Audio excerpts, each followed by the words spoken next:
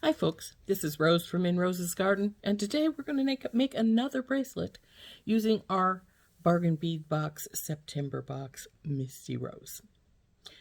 Now we're getting a little low on beads, so this is actually going to take and finish off some of them. Not all of them, but some of them. So let's go down on the mat and I'll show you what we're going to do. Today we're going to make a simple strung bracelet. And so to start with, we've got some pink rhodonite soft flex beading wire. Looks like we have, a little bit over a foot. Probably about 13 inches. We could get away with a foot most likely, but 13 inches is what we got. So we're going to put a bead stopper on one side, and then we're going to show you what I've got in mind. First of all, this is the last of our little faceted rose quartz, so this is going to go in the middle. Then we'll have one of our, then we're going to have one each of these shell beads.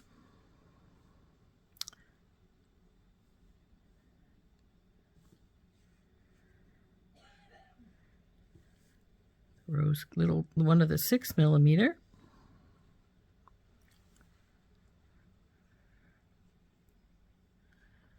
One of the frosted, another 6mm,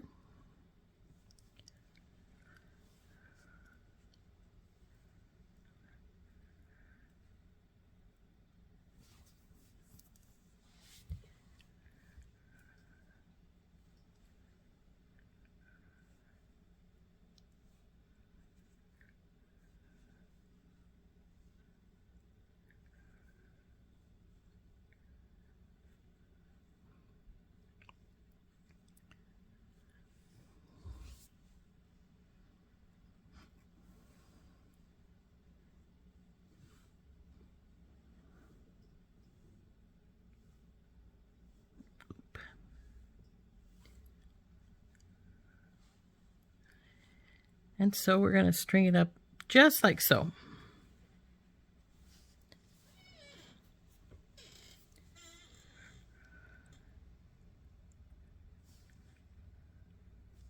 And then we're going to put this ring on one side and the lobster claw on the other.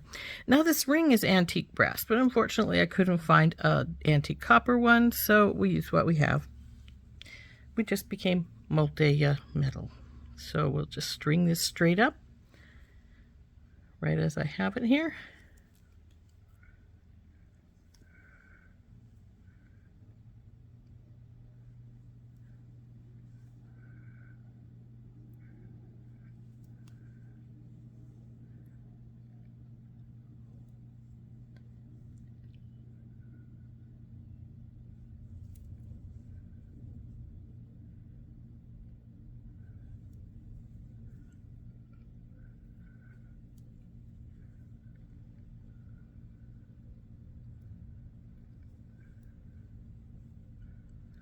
This is the last of these frosted beads, as well as the last of that faceted one. I do still have some of the 6mm. And I have, well, I have one in the box, but I dropped one, so there's two around here somewhere of these darker pink ones.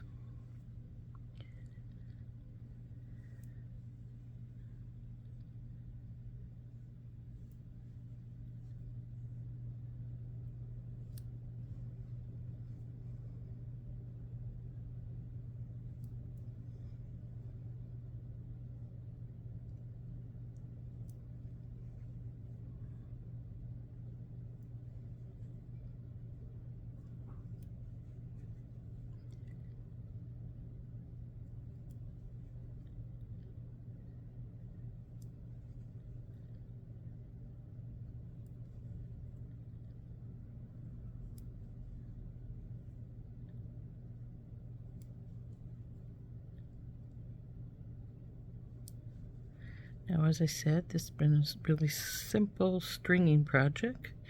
Other than this stringing, we're only going to do a few things that's going to make it a little different.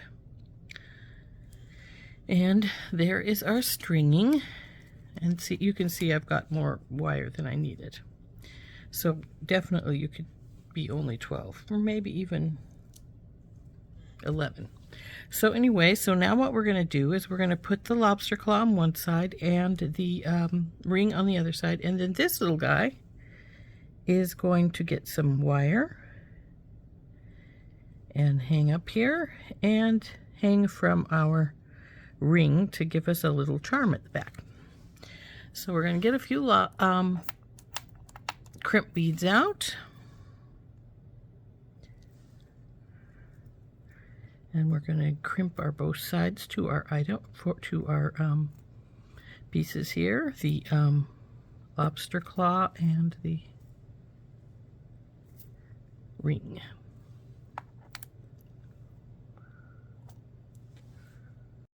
So we'll take whichever side we want to work on first, doesn't matter. Put in our crimp tube. I'm going to go with the lobster claw first. Feed it through our crimp tube here. These are 2x2 crimp tubes. That is the only kind of tube that the magical crimpers will take, and the magical crimpers are the type I use. So as you can see, there's a little divot right there in the corner of the, you just put that tube right into that divot and squish. Turn it and squish again, and you keep doing that squish until you get it into a little round bead. And then you can pull it, see if it's tight, and now we'll test to see if all of these beads will go on this little extra bit of wire. And they do with no problem, so we'll sink the other side down here. And then we're going to put the tube on and put the ring on. So just put our crimp tube on, swing it through the ring, put the end of our wire through the ring,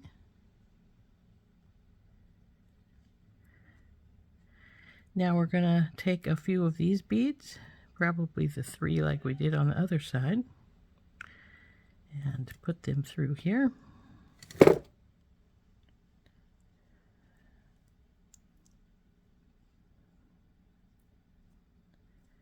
And then we're going to have to pull it down to the other beads. Now let's see if we're tight and don't have any big gaps anywhere. So it looks like we're good. So now we're going to get in here and crimp this side.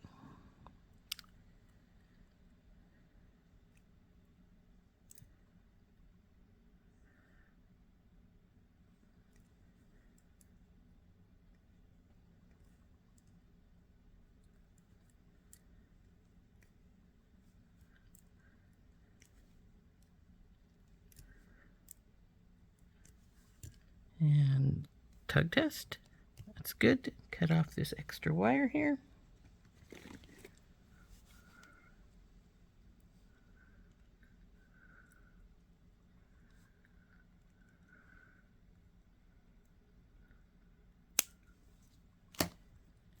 And there we go for the major part of our bracelet.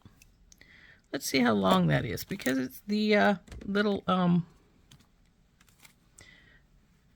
little dangle is not going to affect its length at all. So here's our easy sizer cone. We'll hook our bracelet together and drop it on, and it looks like, oh, it's longer than I thought it would be. I didn't want it that long. Because that's 8 inches, and we don't want it any longer than 7.5, or even 7 1/4. So I think we're going to have to uncrimp one side, cut it loose, and take out a couple of beads. And I'm thinking we'll just take out these two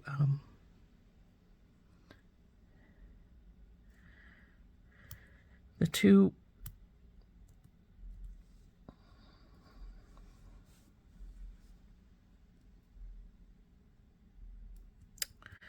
we're going to take out these two little rose quartz on either side.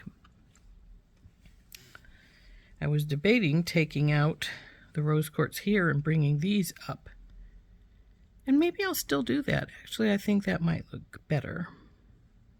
So because we're going to take out a 1/2 inch of things, we're going to have enough room to re-crimp it with this same wire. So we're going to go to right here,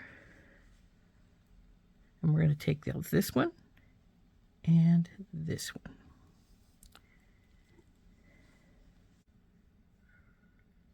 Now here, of course, is the change, because we're not going to put the little rose quartz back in place here. We're going to just go straight to the frosted.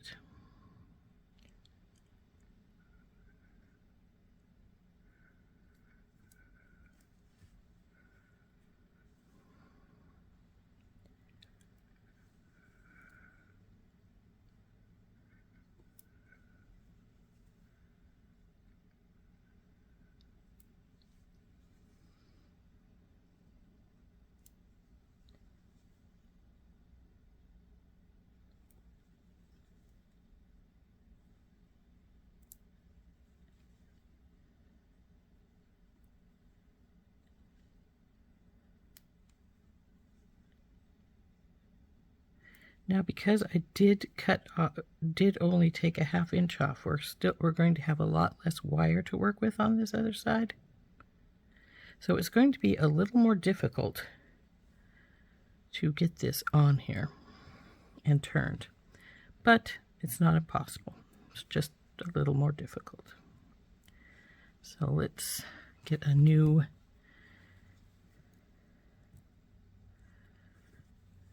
crimp tube out. We will put it back together again. So now that we have that out, we'll put our crimp tube on, wrap it around our ring, and then we have to get it back into our crimp tube here. Now this is going to be a little more difficult because there's not as much wire to work with. So, not impossible, just a little more difficult.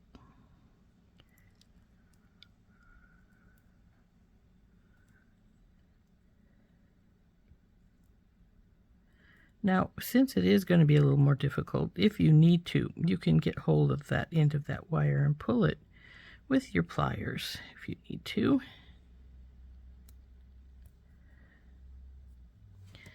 So I am going to hold this little nub with my pliers as I move my beads around here. Make sure these are down here where they should be, and that this one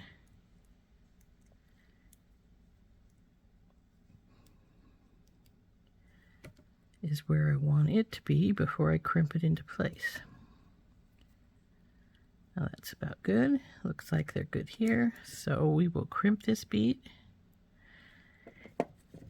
And because I didn't push it into the rose quartz, if I want to get it into there, I am going to have to more or less ask it to go in there with the pliers.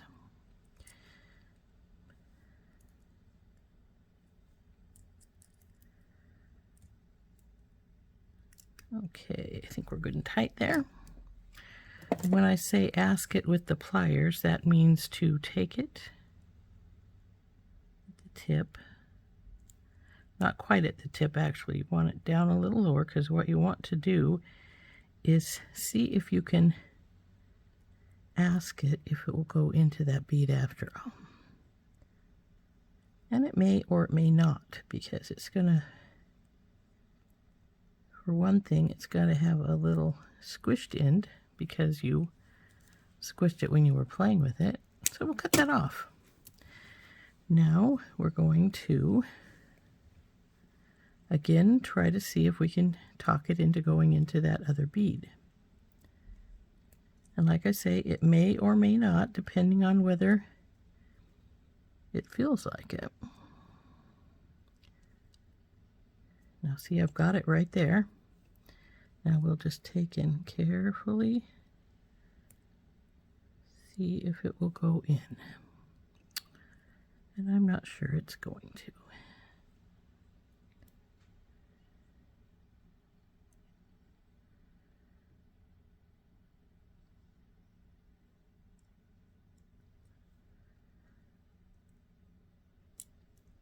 But it may. It looks like it's starting to go in.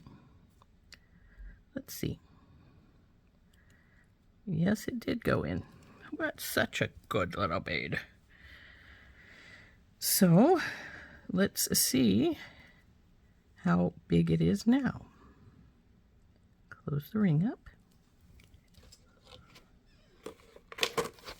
And now it's about where I wanted it, between 7 and 7 1/4. So the last thing we need to do is make our little dangle and put it on. These can be put away because we don't need them any longer. And we'll get out some wire and do that. Little hunk of wire here. And I'm straightening it. This is German style, and it is actually, instead of copper, antique bronze. See how much I got out. Looks like about 4.5 inches.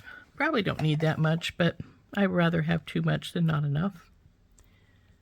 So the first thing we want to do is straighten our wire as best we can. I do it between my finger and my forefinger and my thumb. It warms the wire up and lets it even out some. Then the next thing you want to do is make a bend. And then I'm going to take my stepped bell making pliers, and I'm going to use the second one rather than the tiniest, because this one is going to go through our go-go charm. So now we've made our loop just like so. And then we'll take our go charm and slip it down onto that loop. Now I may have to open it a little bit so I can get it on. There we did. Then once I have that on, I'm going to take hold of the loop right where the wires come together, bring it over, and wrap it a couple of wraps.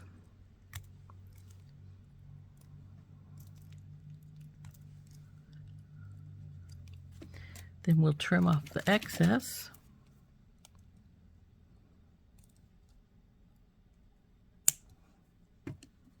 And tuck it in. Now, because we had these extra beads, I decided to put them to use, and I'm going to put some of them onto here, namely one of the rose quartz,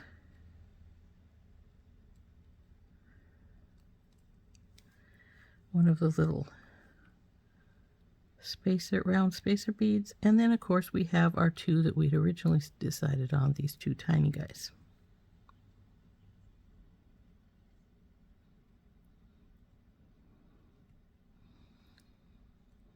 Little one doesn't seem to want to go onto our wire. I may have to trim just a touch off the end. There's a slight bend there. And this guy is tiny hole, so he wants it to be perfect right there.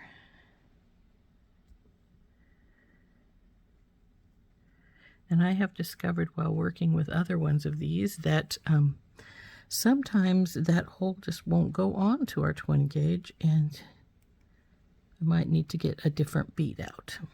Some different beads out, and we'll see if one of these will fit. If they won't, then we're going to have to live without having one of these little guys at the top.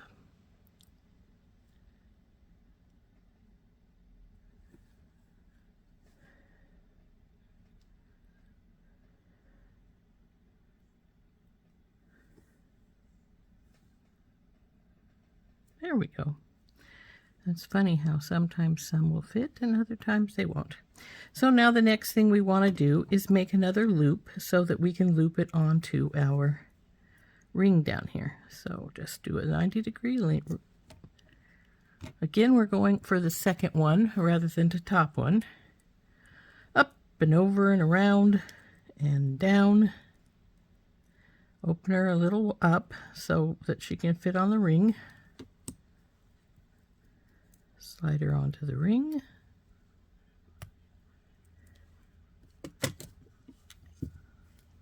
Hold it right above the loop or the connection there where they came together.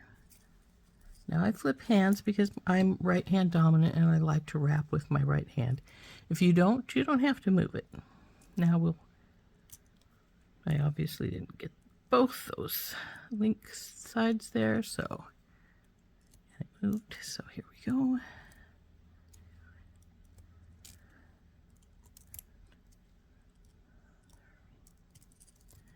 Now be careful as you're tightening and tucking because this top little bead is glass. Well, actually they all are. Well, no, the rose quartz aren't. The tiny beads are. The rose quartz are stone, of course. They can still break, just not as easily usually. Though there are some soft stones that will break just as easily, if not easier, than glass.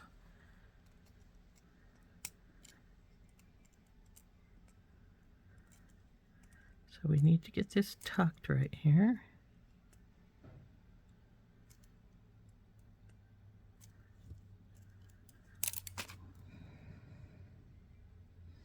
Now that isn't tucked all the way, but I don't want to tighten it anymore because I don't want to take the chance of breaking that bead. So there is our bracelet, all finished up. Isn't that cute? A nice little, cute little dangle on it, and it's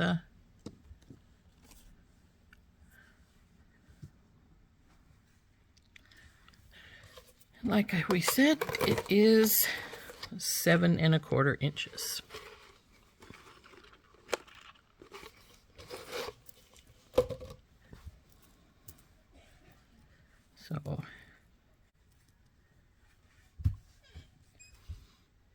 So there we have our pretty little bracelet using the September Bargain Bead Box Misty Rose. Isn't that pretty? Now this does use up our last faceted rose quartz and the last 2 of the frosted.